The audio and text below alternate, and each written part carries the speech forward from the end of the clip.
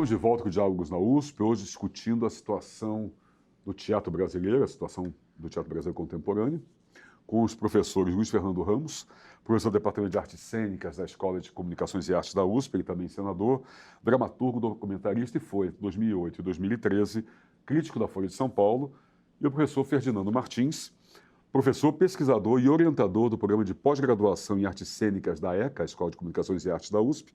Ele foi diretor e vice-diretor do Teatro da USP, o TUSP, ligado à Pró-Reitoria de Cultura e Extensão Universitária, e também é jurado do Prêmio Shell de Teatro. Professores, no bloco anterior nós terminamos falando da questão do fomento.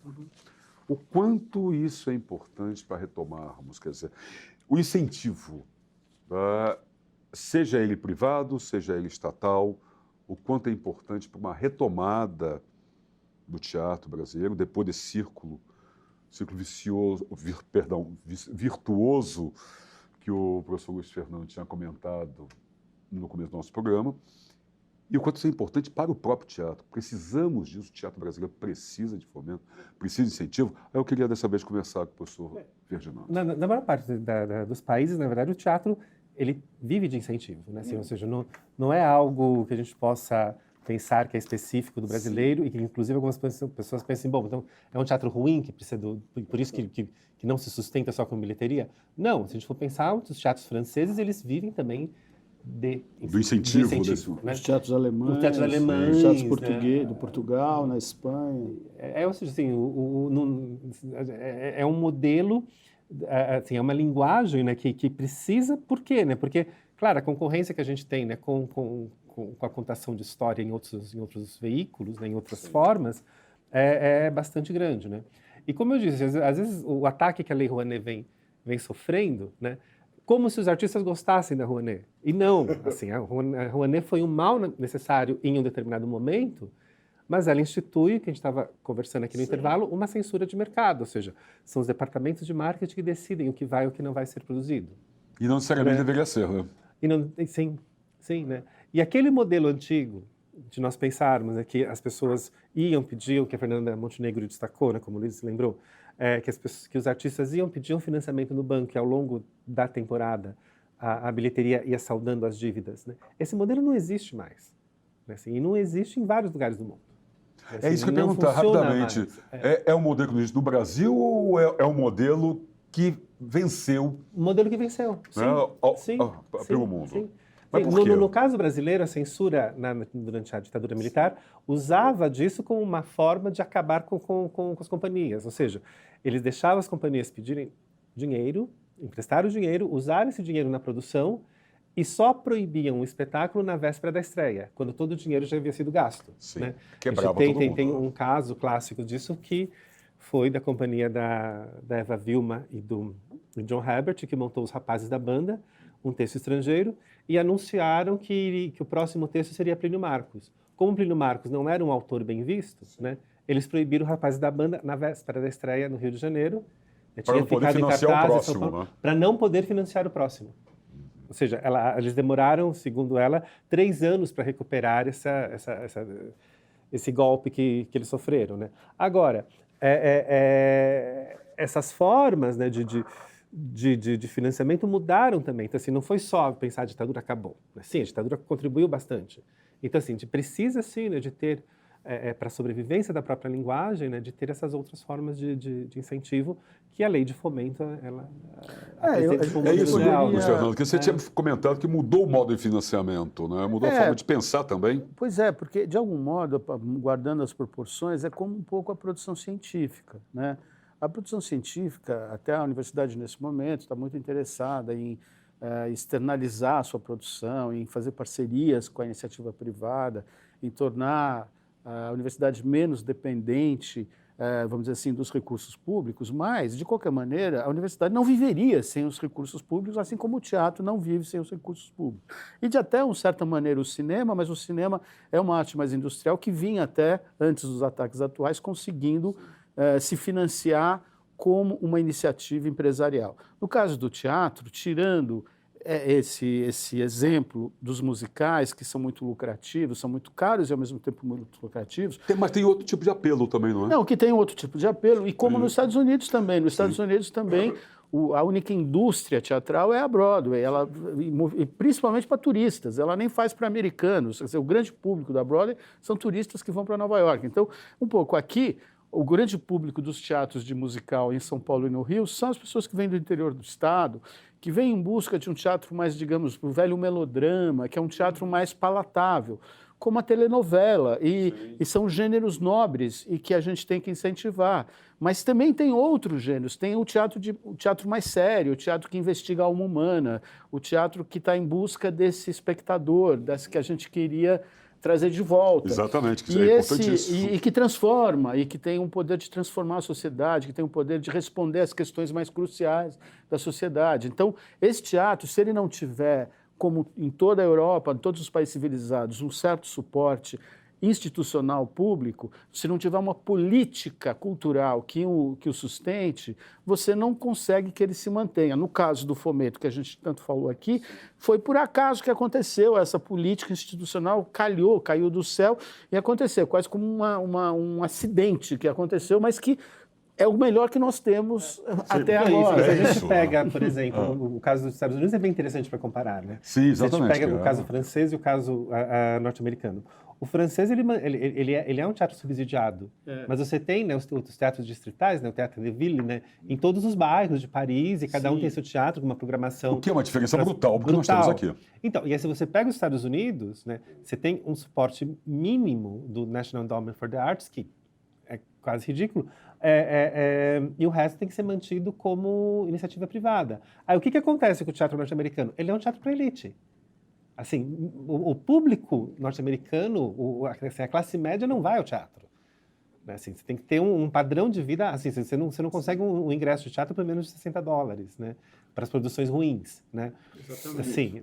Assim, eu fui assistir Jake Gyllenhaal lá, era $300 a entrada, né, o ingresso. Então, quer dizer, ele se tornou um teatro sem subsídio, totalmente deixado para o mercado, ele se torna elitista. Aí, desculpe te cortar, Ferdinando, mas o nosso teatro é elitista também? De um certo modo, sim. Você comentou isso, eu fico pensando, aí lembrando, desculpe cortar você, mas em cima disso que nós estamos conversando, a informação que o professor Luiz Fernando deu de 200 mil pessoas que vão ao teatro, uma média. Não é? Quer dizer, numa cidade como São Paulo, grosso modo 20 milhões de pessoas, 200 mil é uma coisa ínfima. Aí pensar se talvez seja aí, talvez o problema do nosso teatro seja ser elitista ou está descolado? Não, sabe, posso só nesse sentido, porque, por exemplo, você falou da França, né? A França você teve nos anos 50, o Jean Vilar, que foi um ator muito influente, que criou uma política de teatros regionais. Então, todas as cidades francesas, todas as regiões francesas têm um teatro público. Esse teatro público cria público local, né? Descentralizadamente. Sim. Aqui em São Paulo, com a experiência do programa de fomento, o que aconteceu?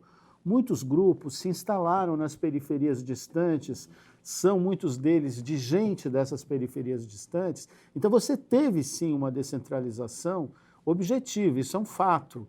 Não só nos céus que foram construídos e que passaram a ser, que hoje estão mais desmobilizados, menos ativos, mas nos próprios grupos, nas próprias sedes dos grupos que começaram a criar pequenas células. Ainda é um trabalho muito, vamos dizer, ínfimo. Isso não significa que, digamos assim, porque, por exemplo, no início dos anos 60, os grupos mais politizados, o CPC da UNE, o Arena, o Grupo Opinião, eles tinham esse sonho que o teatro deixasse de ser um fenômeno de classe média e que fosse um fenômeno de massa. Então tiveram tentativas, iam de caminhão para a periferia, tentavam imitar o García Lorca, que lá nos anos 30, 40 fez isso na Espanha. Isso não foi muito bem sucedido.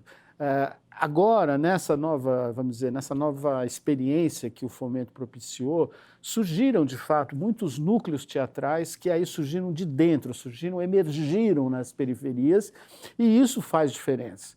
É uma diferença que talvez ainda não seja sensível. Então, esse público, 200 mil, é o público que vai a esse teatro do centro de São Paulo, comercial, esse teatrão, etc. Né? Mas se a gente computar o que o teatro... essa pesquisa ainda não foi feita, de qual é a capilaridade que esses novos grupos que se instalaram nas periferias, que têm as suas sedes descentralizadas, estão atingindo. Porque talvez aí a gente tenha o horizonte de uma política cultural renovadora e de crescimento. Se esse é o caminho. Sim. E aí você consegue ver, por exemplo, grupos, né, assim, a gente pode citar vários casos desses grupos na periferia que o Luiz está falando. Mas se a gente for pensar, o Prêmio Shell agora nessa última edição, o prêmio de inovação, quem ganhou foi Stopô Balaio, que é um grupo de teatro do extremo da Zona Leste, Jardim Romano, e curiosamente estavam concorrendo na mesma categoria outra companhia também originária de lá, que é a Trupe Zósima, antes era chamada de um exemplo. Sim, isso é muito bom. Cabal. E o Stopô, que eles fazem um trabalho que começa na estação de trem, levando as pessoas de trem até o Jardim Romano, né?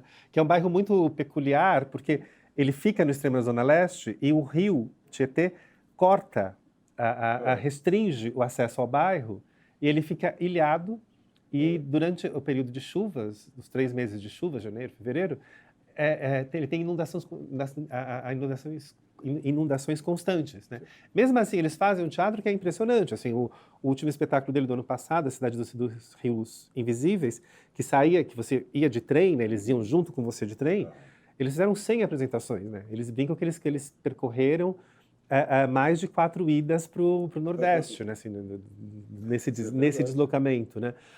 Uma outra questão que tem ampliado esse público é esse advento das pautas identitárias no teatro, né? Então, o teatro negro, o teatro LGBT, ou o teatro queer, ou mesmo as questões relacionadas, né, ao feminismo, à violência contra a mulher, né? Isso tem ampliado um público que vai interessado não inicialmente no teatro, mas vai interessado em discutir essas questões. Sim, né, na de questão machismo, na racismo, discussão, homofobia, né? transfobia. Mas cria uma proximidade, na Mas verdade. cria uma proximidade. Isso, cria uma interação. Isso. E por falar nessa proximidade também, talvez seja importante dizer que, do ponto de vista da história do teatro estético, esse momento, e isso é mundial, o teatro talvez nunca esteve tão afastado do teatro como a gente convencionalmente chegou a imaginar, esse modelo que se inaugura na Renascença, de um lugar fechado e uma coisa que acontece lá num palco e eu sentado aqui.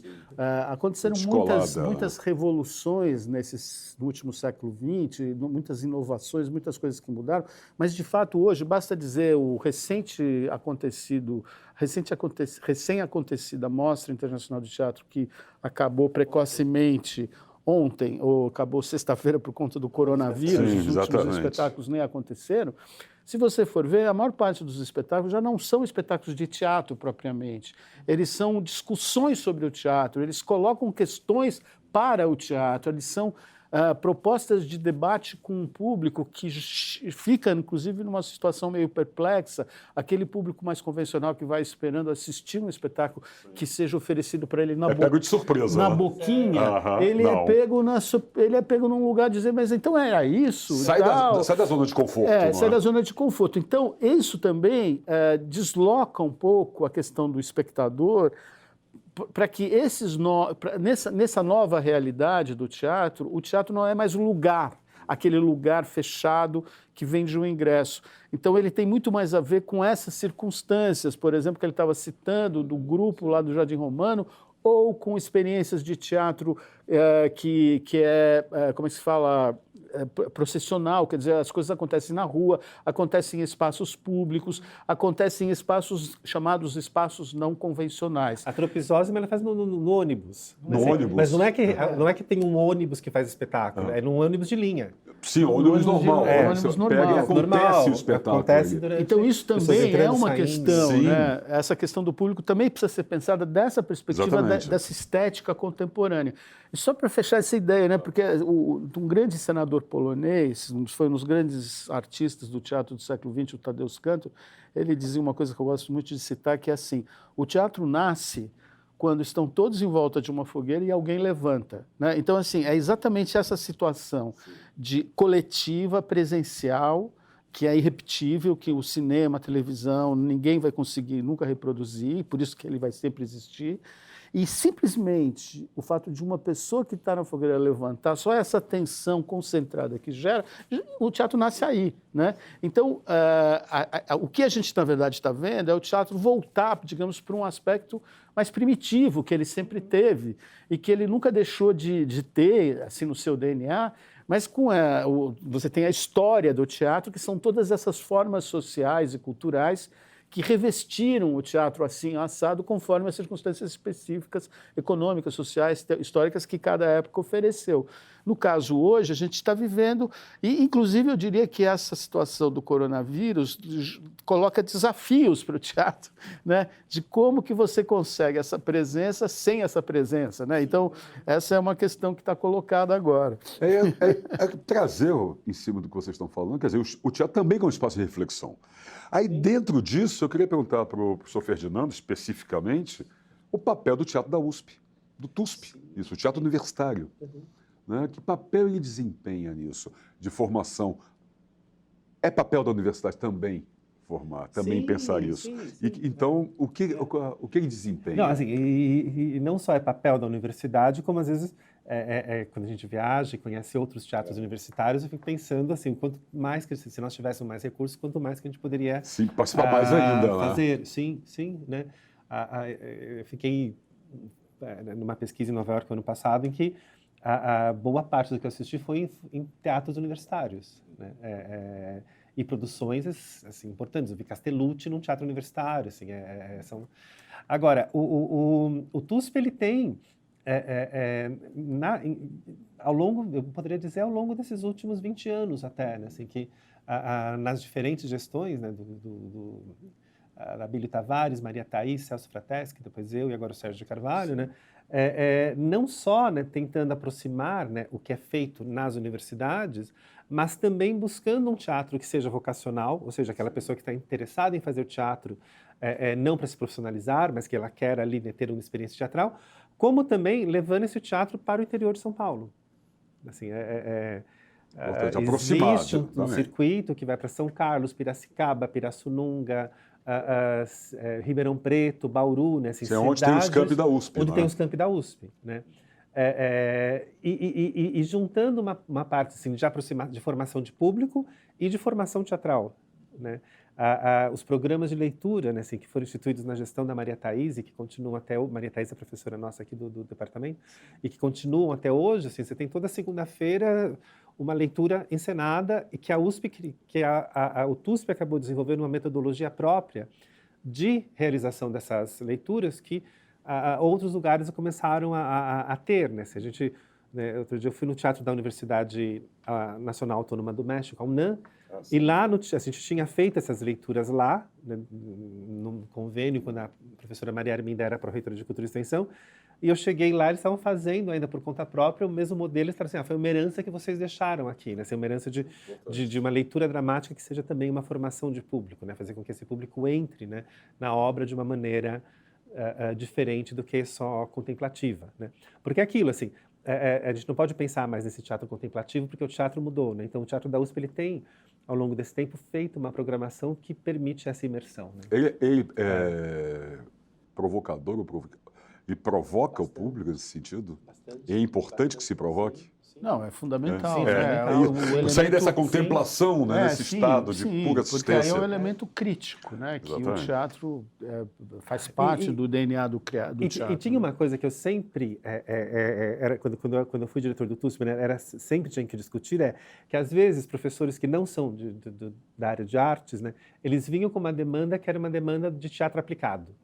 Né, que a gente não aceitava. Né? O que é teatro aplicado? Assim, façam uma peça para mostrar uma ideia da física, ou uma peça para falar de prevenção de doenças.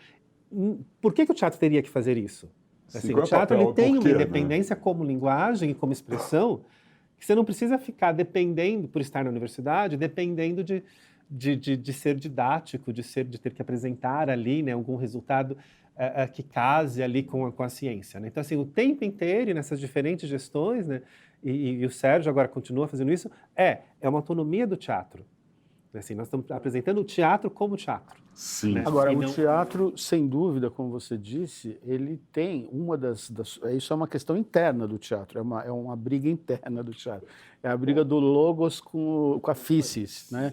Então, assim, há o teatro, a questão do teatro como um teatro, como espaço de reflexão crítica, como um debate de ideias, como uma espécie de propagador das questões cruciais da vida humana e problematizador dessas questões. Então, essas são atribuições que o teatro nunca se furta também.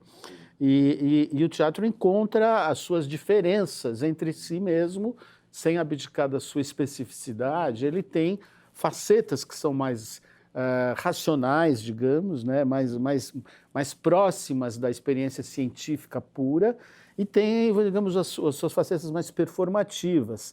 Considerando, inclusive, que esse é um outro aspecto muito interessante do que diz respeito à tangência do teatro com a universidade, que é, hoje nós termos no Brasil, são 23 programas de pós-graduação. O primeiro foi criado aqui na USP, ainda nos anos 80. Nós somos uma área hoje no CNPq com 25 pesquisadores PQ. Nós temos a ninharia que as artes disputam frente às outras áreas dentro do dinheiro dos fomentos à pesquisa no Brasil. O teatro hoje tem um quinhão razoável, comparável ao das artes visuais e o da música, que são áreas que são mais antigas nesse jogo, né? E, a despeito desse caráter institucional, de fato, existem questões de fundo que estão colocadas no nosso processo de ensino, ou seja, como é que se faz uma pesquisa, ou a aproximação entre o sentido de uma pesquisa mais tradicional, científica, empírica, e uma pesquisa que acontece dentro de um processo de criação. E será que um processo de criação teatral é uma pesquisa por si? Talvez não seja exatamente. Talvez, para que ele se torne uma pesquisa em si, ele vai precisar ter outros elementos que simplesmente um processo de criação. Ele vai precisar ter alguma pergunta, ele vai precisar ter alguma hipótese, alguma indagação, para ele alçar, digamos, essa condição de ciência, né? E aí a gente entra de novo no território fronteiriço arte-ciência, que é um território sempre muito... E só para completar, assim... Isso até porque nós estamos quase chegando ao final, mas eu queria ouvir você. Não, porque assim, a gente tem isso foi um esforço continuado até para conseguir, por exemplo, que produção artística constasse no Lattes, né? Isso não foi imediato, né? E você poder ter, né, como é o programa de pós-graduação em artes cênicas da USP hoje, e que se repete em outras universidades, de você ter uma produção artística como resultado de um mestrado e de doutorado. Sim, então, isso é importantíssimo. Então, isso é um diferencial e que tem sido... assim, que chegou-se a esse ponto hoje, mas com empenho, esforço bastante grande, que é uma muitas novidade discussões, né? em relação à história do teatro. Sim, eu queria fazer uma última pergunta, infelizmente estamos chegando realmente ao final do nosso programa, passa rápido quando a gente está se divertindo, né? Mas eu queria saber de vocês, rapidamente, existe uma renovação no cenário teatral brasileiro em termos de atores e encenadores, criadores, para não ficarmos daqueles monstros sagrados do teatro brasileiro? Existe uma renovação nisso? Sim, bastante. A gente vê, assim, quantas pessoas são formadas, quantas escolas estão abrindo, né? Assim, a SP Escola de Teatro, que ela recebe 600 alunos por semestre, novos, né? E aí a gente tem produção, assim, a gente teve a Mostra Internacional de Teatro agora, que terminou ontem, e teve o Farofa, que foi uma mostra paralela com 40 espetáculos lotados e que pega essa renovação toda, né? Assim, indiscutivelmente. Você tem hoje muitos novos talentos que emergiram desse caldo que esses 20 anos de círculo virtuoso geraram, entendeu? Então, o círculo virtuoso ele não se caracteriza por... talvez ele até é diferente de outros círculos virtuosos que criaram estrelas e que, infelizmente, quase todos foram parar na televisão. Exatamente. E ficaram lá e não saíram mais. Dessa vez, a gente tem realmente uma nova geração que emergiu e que está segurando. E que quer o teatro. Né? Que ela não se sente seduzida pela câmera de TV. Perfeito. Bom, a conversa está ótima, mas, infelizmente, o diálogo chegou ao seu final.